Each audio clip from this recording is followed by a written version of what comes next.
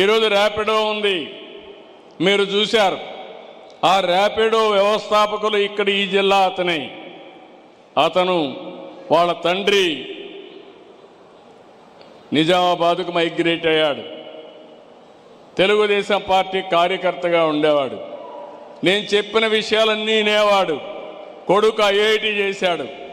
అవన్నీ విన్న తర్వాత వెరీ సింపుల్ సొల్యూషన్ మీరు చూశారు.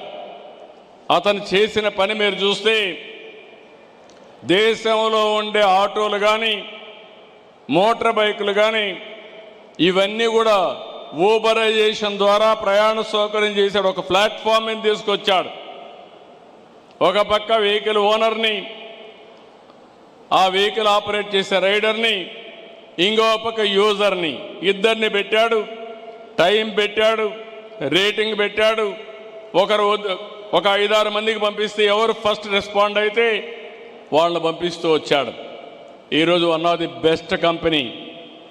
ఐడియా గ్రేట్ కాదు, కానీ ఆలోచించిన విధానం గ్రేట్.